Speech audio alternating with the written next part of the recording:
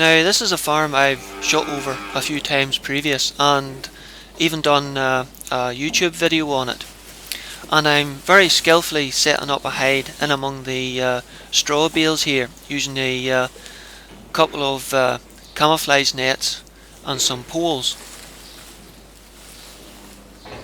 Okay, maybe not so skillfully. Okay, let's start again from the beginning. Now, this is a farm you've seen me shoot on before, and I usually like using the little pop-up hide that I place in the corner of the shed with the straw bales in it, and it overlooks the area where there's a lot of meal stored that the birds come in and feed on. But this occasion I didn't look at the property the night before, the day before, to make sure everything was alright. So when I arrived this morning, I realised that I couldn't get the little pop-up hide situated in the spot I usually could because there was just a whole wall of straw. Plus the area that the meal is kept in was cordoned off with a telescopic forklift and a tractor with a slurry tanker on it, as this was the route the cattle were now taking to get from the milking parlour to the field, and the vehicles was let's say an improvised fence to stop the cattle getting into the meal. So I couldn't see into the meal bay to shoot any birds.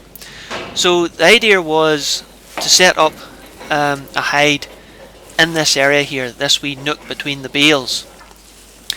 And although I couldn't see into the bay with the meal in it, I could see, let's say, a lot of stuff, scaffolding, bales and so forth, that set round the edge of the path that the birds like to light on before they fly into the shed. The only problem was I wasn't kitted out for this. I didn't have any hide poles or anything with me, so I sort of scarred the van. I had a set of 4-foot long shooting sticks, and I found a set of 6-foot long shooting sticks. So between the two of them and a couple of hide nets I had in the van, I managed to set up a little improvised hide. It wasn't much, but it done the job for the day. Now, while I was setting all this up, and even beforehand, while I was contemplating what I was going to do, there was quite a few magpies and even a wood pigeon or two landing on the scaffolding and stuff, sitting 20 yards in front of me. So I was thinking this was going to work and I'm going to have a reasonably good day.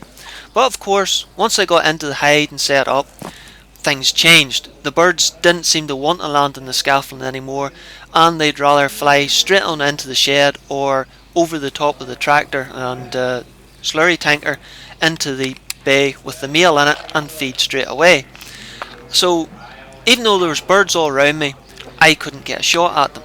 And even the shed behind me, the back door was lying open and the birds were coming in and feeding on the meal in and around the cattle, where I couldn't really get a safe shot at them. So it was getting quite frustrating, but instead of moving, I thought I'm going to stay here and see what I can do. Thankfully, to start with, the first bird showed up fairly quickly.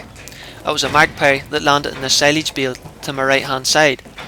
He was a wee bit difficult getting the camera on him, as I had to look through the corner of the straw bale there, but thankfully he moved to the left up on top of these tyres where I could get a much easier shot at him.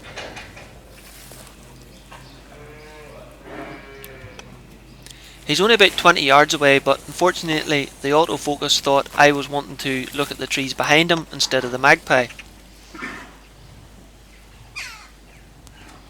But it didn't put me off from putting a pellet through his skull and dropping them on the spot.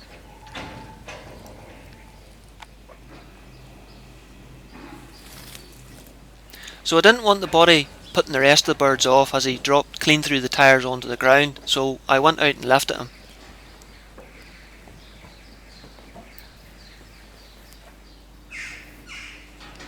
The next bird to show up was this wood pigeon.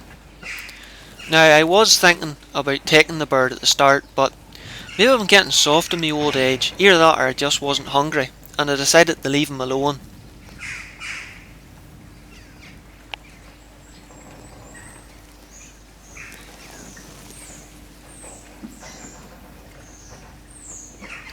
And it actually turned out a good thing, because a few minutes later this magpie turned up and landed on top of the scaffolding.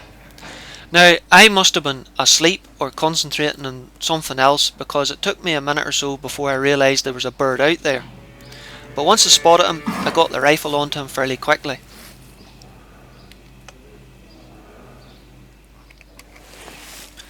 Again, he's only about 20 yards away, and this time the autofocus behaved properly for me.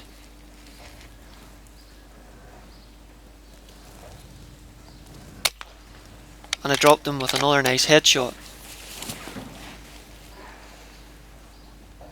And believe it or not, Mr. Pigeon was still sitting there, totally undisturbed about the whole situation.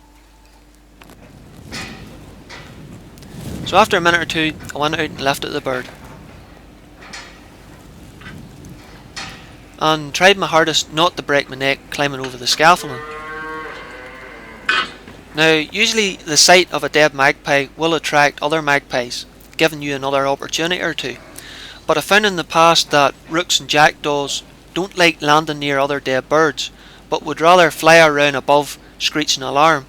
So that's why I left the birds as I shoot them to stop this.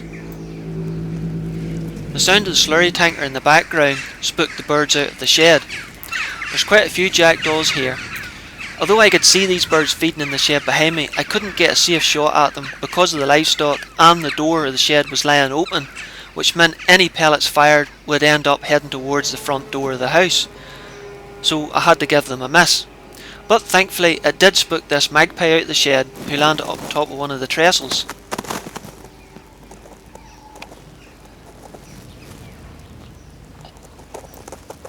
I firstly got the camera on him, of course. Then I got the rifle on him. By then, thankfully, the autofocus had decided to play ball. Now, what that is growing on the side of his head, I do not know, but I definitely washed my hands after this one.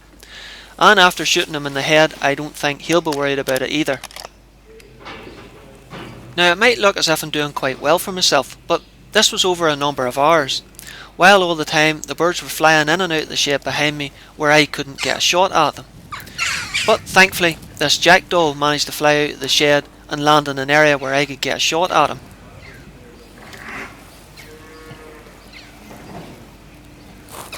Unfortunately, the autofocus decided I wanted to look at the scenery rather than the foreground.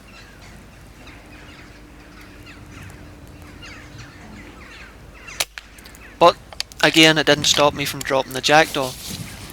Though I have to admit, this time that one needed a second shot. Now, after a while, I noticed that the birds were landing on the corner of the roof of the shed to my left hand side, so I managed to get myself turned round into a position where I could just about get a shot at them by the edge of the bale. It's a bit of a steep upward angle, but it's only about 15 yards away. The bird's a young rook, and he definitely spotted some sort of movement there, and I thought he was going to fly off before I got the shot off.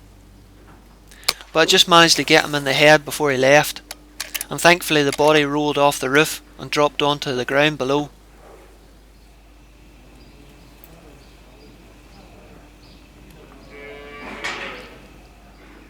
I quickly nipped out and lifted the bird out of the puddle it fell into before it started a ruckus with the other birds. I kept an eye on the spot, but the birds were put off now from landing in that corner. I suspect when I shot the rook that it left some blood up in the tin, which was putting the rest of the birds off, but they did on occasion land on the beam just below the edge of the roof there.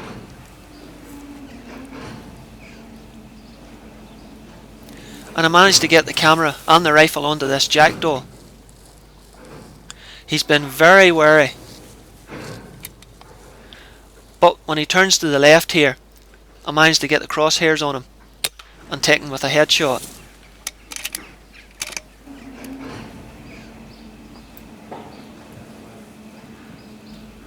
So I've probably sat for over 3 hours, and the amount of birds sort of dried up, probably because of the amount of activity about the farm now. So I decided to call it a day. So it was a bit of a frustrating day, watching all those birds coming back and forth in and out of the shed, where I couldn't get a safe shot either because of farm machinery or the amount of livestock that's about. But that's what you have to deal with when you're shooting around a working farm. But I can always learn from it and come up with a different technique the next day. But 6 birds in the bag isn't too bad, surely.